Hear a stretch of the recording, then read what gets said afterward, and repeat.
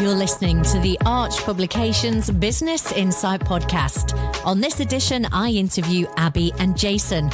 They're the owners of Larvin and Clegg Funeral Care, based in Congleton. Keep listening to find out what Jason said that made me react like this. Did not know, but that makes sense. Yeah. Wow, that's amazing. Don't forget to subscribe on your favourite podcast platform. Just search for Arch Publications. Hope you enjoy. The Arch Publications Podcast. Hi, I'm Katie from Arch Publications, and you're listening to our podcast series where I go out and meet local businesses. And if you go round the one-way system in Congleton, you will have probably noticed a new funeral business. Well, it's not actually that new. It's been here for 4 years, but we're going to hear all about it from the owners. We've got Jason and Abi here from Larvin and Clegg Funeral Care. So I want to start with, obviously, I mentioned you have been here for 4 years, but you didn't just appear as funeral directors. You must have done something before that. So do you want to start, Jason, by telling me a bit about your career history? Firstly, hello, Katie. Hello. My career is an interesting one, really. I started I decided at aged 14 I wanted to be an undertaker. I was raised in rural West Yorkshire where everything's on hillsides, and I was the sort of kid that always had a jam jar in my pocket, catching grasshoppers and other insects. I was always interested in natural sciences. And one of the places that we always found lots and lots of wildlife to catch was cemeteries, because on a hillside they had long grass. And as a child, I found myself clambering over big lumps of stone that had, writing on them. Been there for hundreds of years. Absolutely. And then through time realised that they were actually graves, and then realised that underneath, 6 feet under here, there are skeletons. And I was absolutely fascinated by things. And then I was out walking with my mum, and she made us stop at the side of the road, and I didn't actually understand what was going on, but she made us stop and bow our heads, and a cortege came past, and I looked at the cortege of the black cars and the coffin, and I thought, that's what I'm going to do. So at aged 14 I went to school and said, I'm going to be an undertaker. Work's experience was interesting. They sent me to a graphic designer's. Oh, actually I might have quite enjoyed that, to be fair. Ironically, I learned a great deal in those 2 weeks, and it served as well over the years. Got to age 21 and I managed to get myself a work placement in the mortuary at Huddersfield Royal Infirmary. So how did you do that? I wrote to the Chamber of Commerce because one of our neighbours was a paramedic, and he knew that the Huddersfield mortuary had taken on a girl a couple of years earlier via the Chamber of Commerce on a training programme.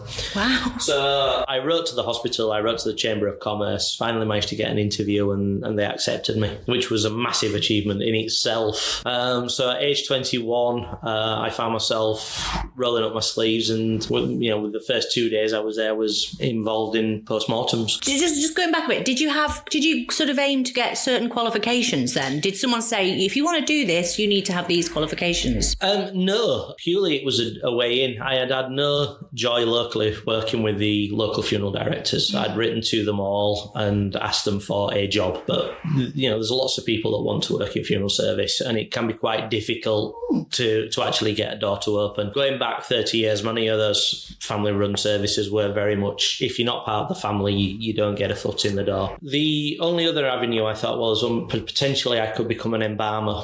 My dad knew a gentleman who was also an embalmer, and he'd suggested that, an embalming route might be the way forward. And I initially wrote to the hospital quite naively to ask them if they could offer me embalming experience.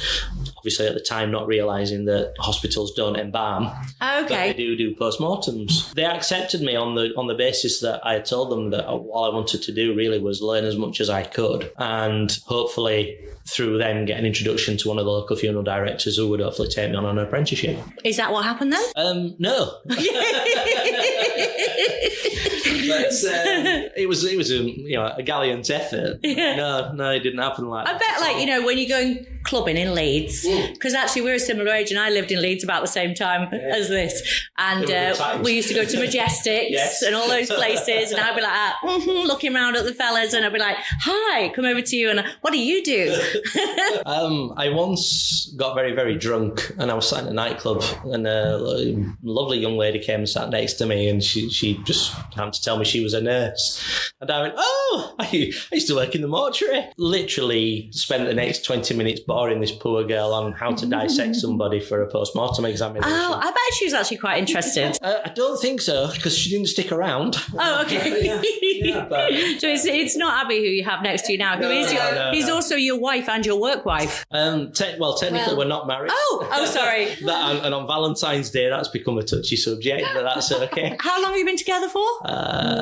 Almost 5 years. Almost 5 years. Yeah. Because you, obviously, just from the very short time we've been talking, you are so passionate about your job. I'm not saying that you're not, but Jason, when I came to meet you the first time, we talked for a long time because it's clear you're really passionate about your job. And I know I've gone off track a bit, really, because we were talking about your career history and going over that, what you've done before and how you got started just reinforces that you're so passionate about your job. I've had conversations over the years when I've been driving hearses, and I've had clergy at the side of me, and I've had conversations with priests and vicars and other ministers, and they always talk about they felt a calling to their role. And I actually identify with that, because at aged 14 I was sat there looking at headstones and being fascinated by the fact that there were people, buried in the ground.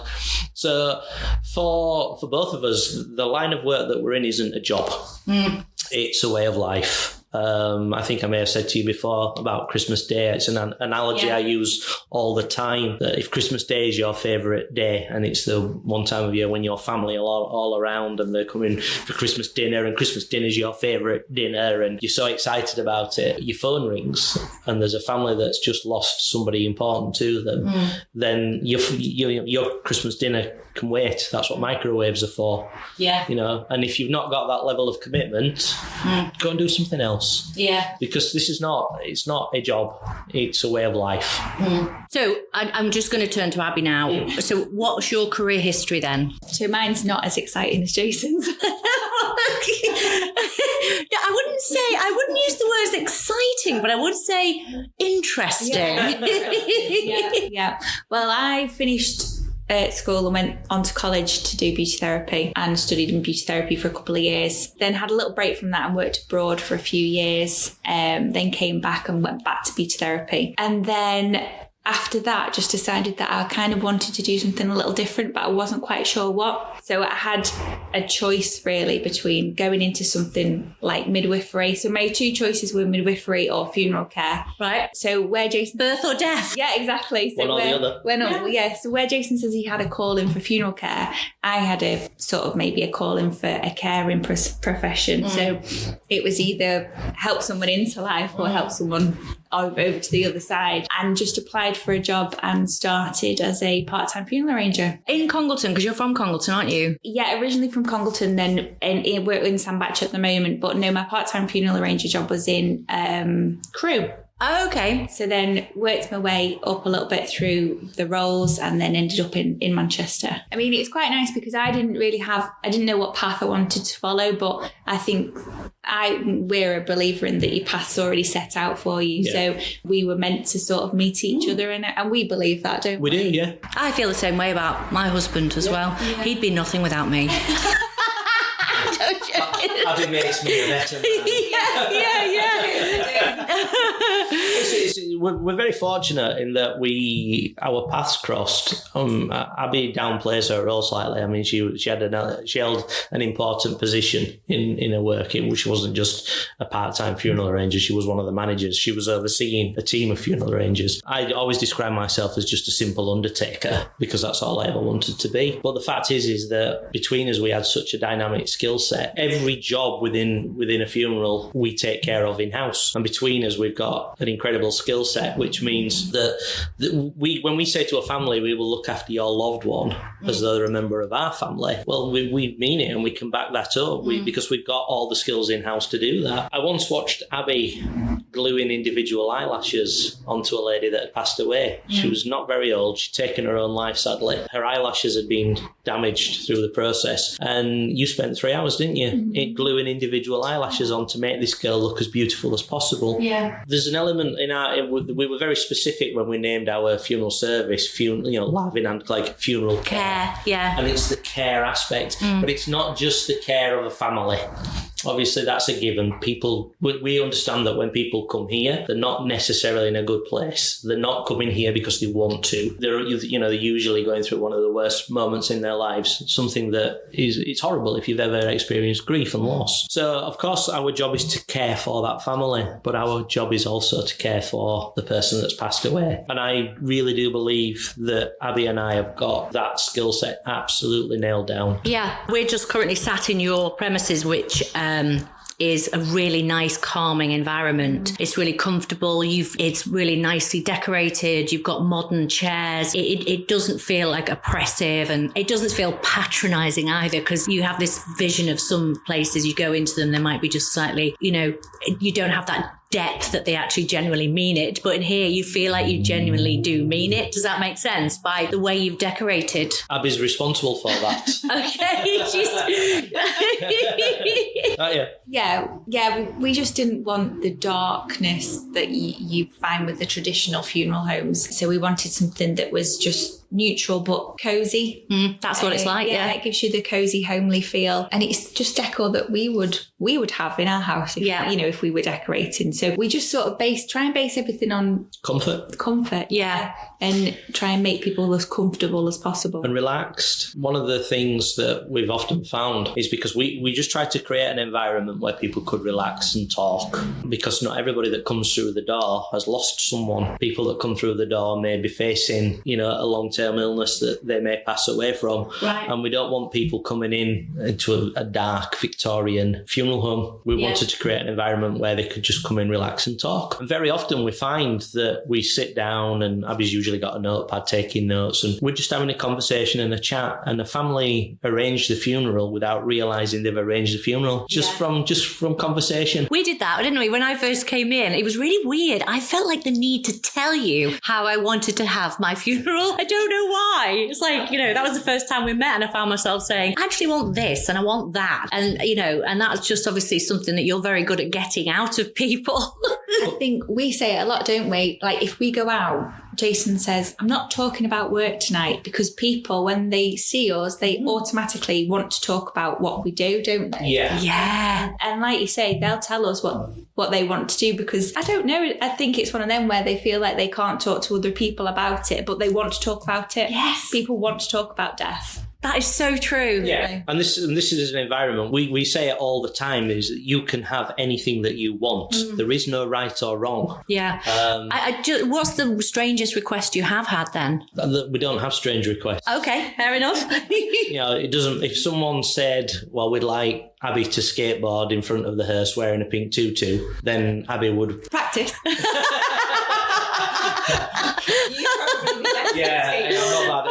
I've not got a lot of balance. So there is no weird. Okay.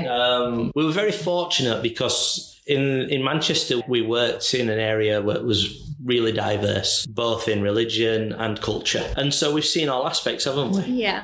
We've looked after funerals for the Jewish community. They want everything done within 24 hours. Yes, they do, but they practically do everything themselves. So right. We're there just as a guiding role. We've looked after Sikh funerals where we've had busloads of people coming from all over the place. We've looked after West Indian evangelical funerals, which are just incredible, aren't they? Yeah. Lots of music. Yeah, absolutely. Yeah, everybody's up singing. Oh, I'd love that. Oh. I'd love a gospel choir at my funeral. I'd love that. I say that all the time, don't I? Yeah. Maybe when we get married, I'll have one there.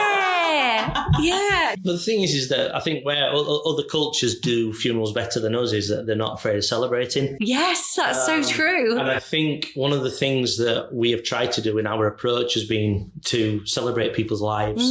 Don't get me wrong, if people want very dark, very Victorian, very what I call meat and two vegetable funerals, we can do them if that's what people want. But actually, if you walk up and down Congleton High Street and stopped everybody and said, what would your perfect funeral be? Very, very few people will say, well, I want everyone to wear black. Yeah, true. And we've just picked up on the fact that life can be celebrated. And it doesn't matter whether that life's, a couple of hours or 100 years. I fancy doing something quite exciting. But as long as my coffin, as it gets lowered into the ground, my husband throws himself on it, screaming, don't go, don't go. That's all I want to have in my head, as on my deathbed, a vision of Matt going, don't go, don't go.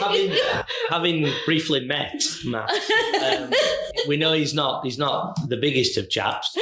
So I think providing we've got 6 people to lower the coffin down, it should be okay. And we'll be all right getting him back out. It's not heavy. Yeah. No, it's not heavy. Yeah. He'll be fine. So, you can have anything that you like. Good. It's your funeral.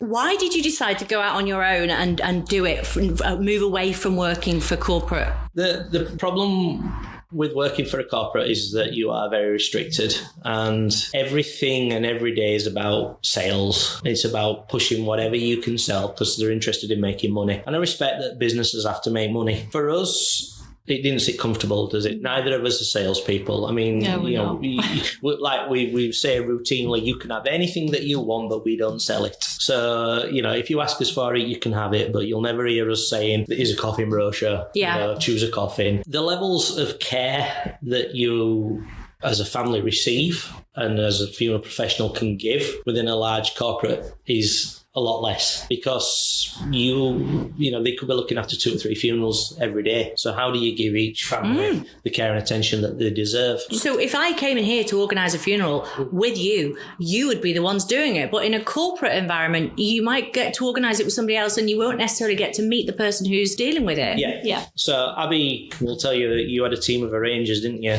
Yeah, so the arrangers will do the funeral arrangements, do everything that needs to be done to make sure the funeral can go ahead, and then pass everything to the funeral director on the day. Oh, so the funeral director on the day doesn't necessarily meet? Not always. Not necessarily. Sometimes it is able to happen, isn't it? Yeah. But sometimes it's not. And I had situations in Manchester where I would arrive at the crematorium with a hearse and a coffin and go and introduce myself to a family and say, and who's who? Because I'd never actually had a physical meeting with them.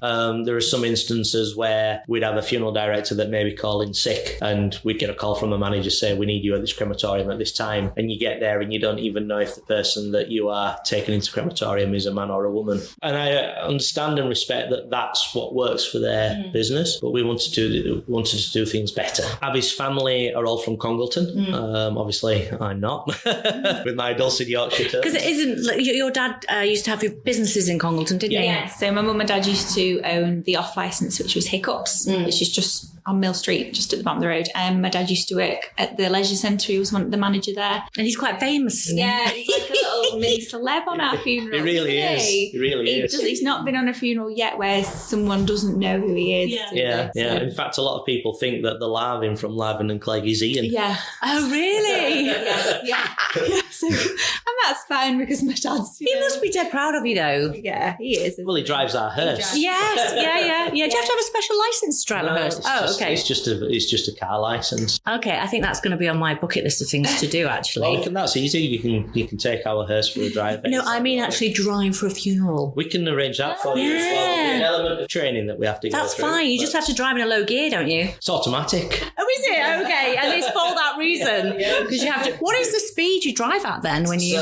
So there's an unwritten rule that it's 10 miles an hour below the speed limit. So if the speed limit's 30, we drive at 20. Right, okay. Because we have to be respectful. But you also don't want to annoy people. But we don't want to hold people up behind us. Because obviously there's, people have got their lives to go. Have you ever had anybody angry driving past going... Well, we've had people cut between the hearse and the limousine at roundabouts, things like that. Unfortunately, we live in a society where people have become very self-centred. Yeah. And the respect shown at funerals is less. I won't say that it's completely... No, I mean, it's still nice when we're driving along the road. People stop. People do stop and they'll bow and they'll take their hats off, and that's really nice to see. Yeah. So it is still there. Yeah. I think it's just trying to teach our younger generation to follow suit. It does make you feel really sad when you see somebody passing by, because it reminds you of how fragile life is, doesn't it? Yeah. And you must get reminded of that, like literally every day. Yeah. How do you cope with that then? We don't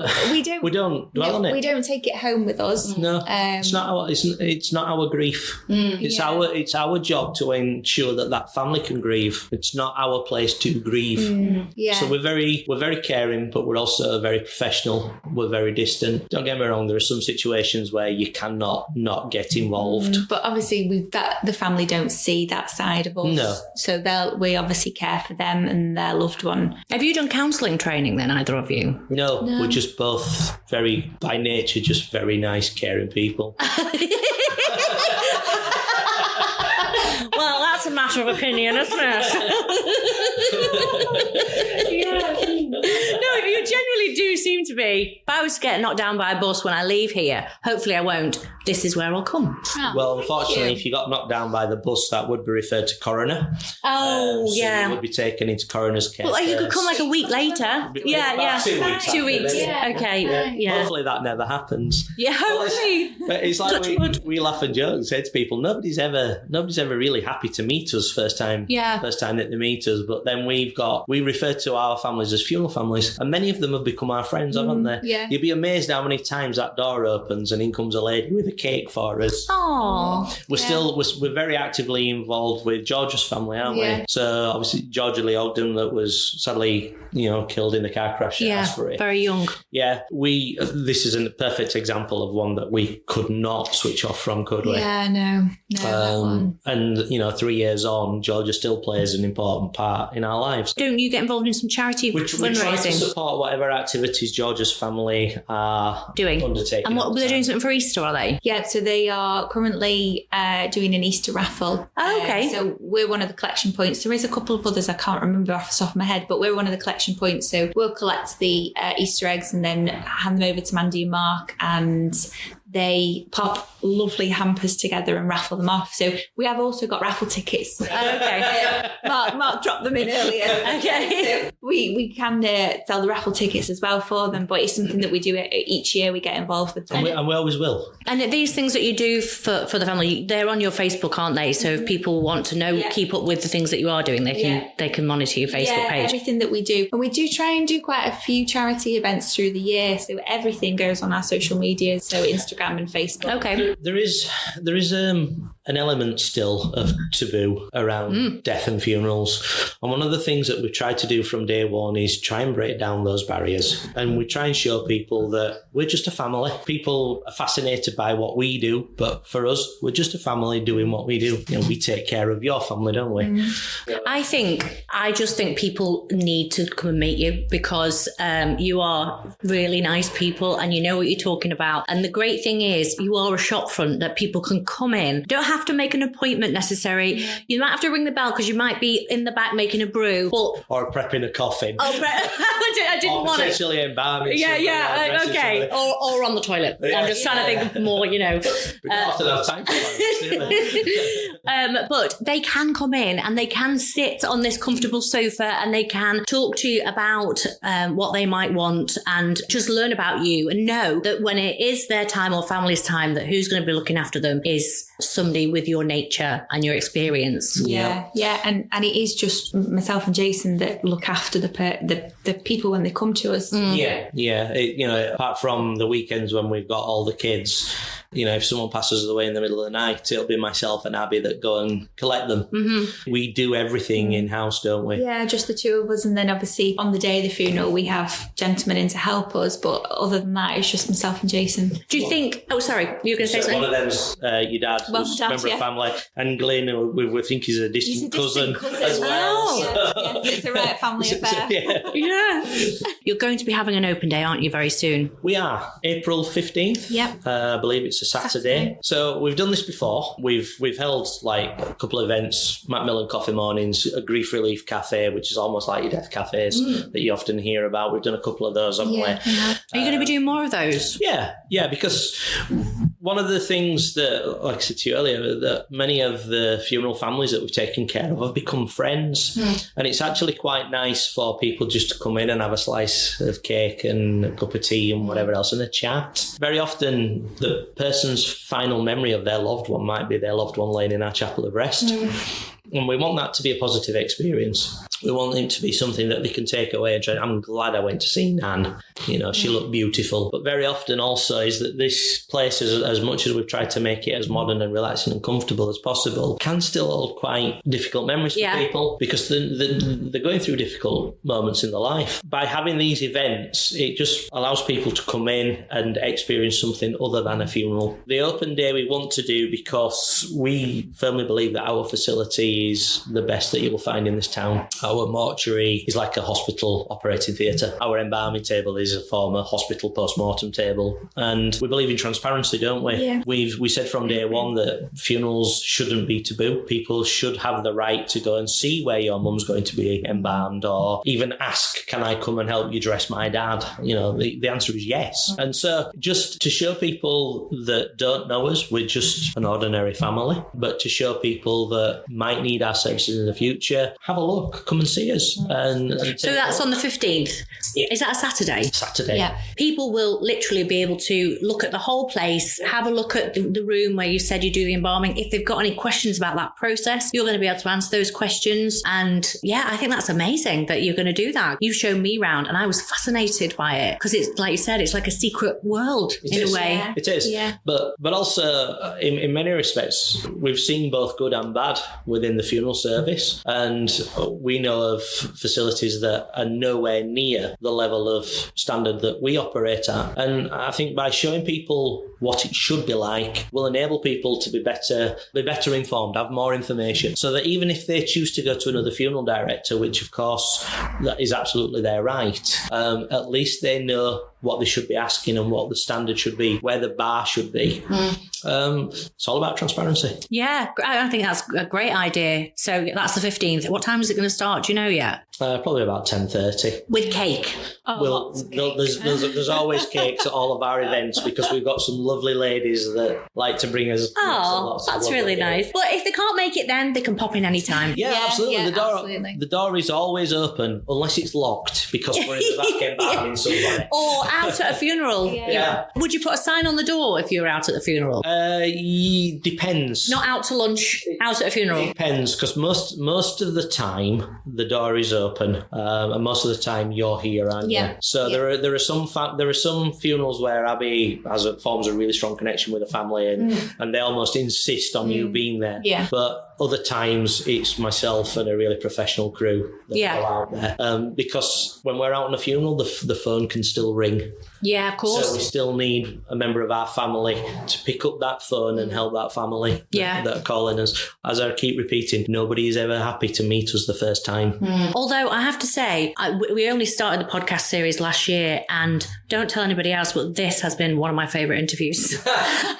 It's obviously, don't tell all my other interview people, I'm sure they won't mind. But this has been one of my most, when we met last time, we just laughed and laughed and laughed, and I loved it. So I've really enjoyed it. And I think people will find you the same. They'll find you very approachable if they come and meet you and everything. And I think you're going to go from strength to strength. Do you have plans for the future to grow, go into other towns? I think what we have done over the last 3 years that we've been opened, and at the beginning you said 4 years. I did say 4, I thought it was 4. Technically, we did have the keys 4 years, didn't we? Okay. But we spent nearly 4 months renovating this building. Okay. Again, because we did everything ourselves. Yeah. So it took us a little bit longer to... You should have corrected me. No, that would have been rude.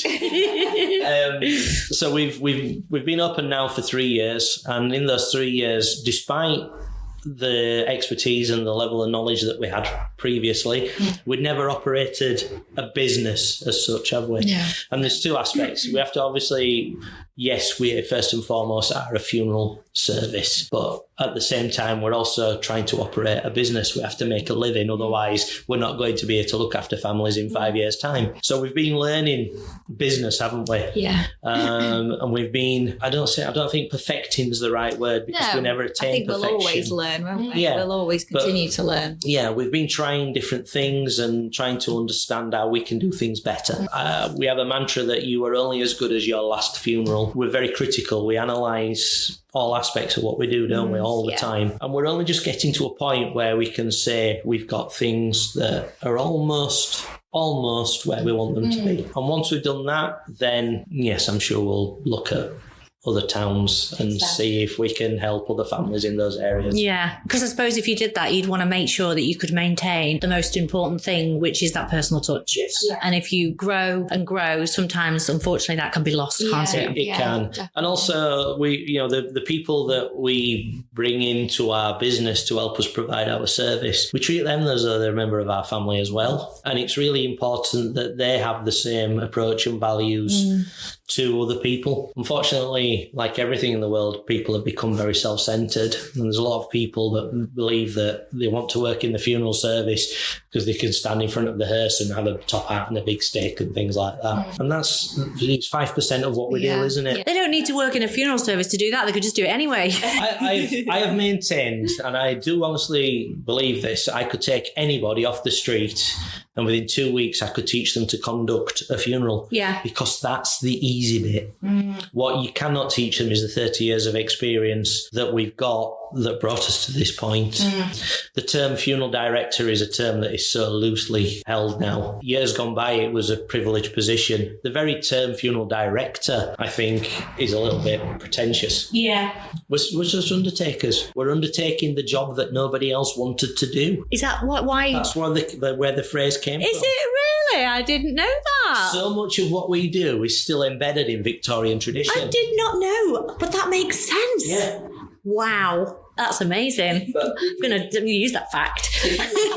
But if you ask 90% of the people that work in the funeral service, one thing that really gets my goat more than anything is the people that say, I'm in the funeral industry. We're not in an industry. We're not manufacturing gears. We're working with people and emotions. We work in a service. And one of the things that really gets my goat is that 90% of the people don't even have the most basic knowledge about what we do or why we do it, more importantly. Great example. We take coffins into the church or into the crematorium feet first. It's a Victorian tradition because the Victorians believed that if you did not leave feet first, your spirit would remain in your home. Ooh. So we still do that now. However, our Hindu, Sikh brothers and sisters, they go head first. Why? Because we enter the world head first. Wow. So they leave the world head So you first. don't even have to ask that question. You'll just do it anyway to different cultures and religions. Absolutely, yeah. Wow. But there are so many little aspects and nuances that we've picked up over the years. I can understand why people are fascinated in what we do. I could talk to you forever. But ultimately, we're just a family. You are. Taking care of your family. Yeah. And I've really enjoyed this interview. And I just want to say thank you for letting me spend some time with you. It's been our privilege, hasn't it? Mm-hmm. It's been really nice to have you and Matt here. Oh, okay, good. I'll tell him. Oh, thank you very much. Thank you. Thank you. Business Insights with Arch Publications, hosted by Katie O'Regan.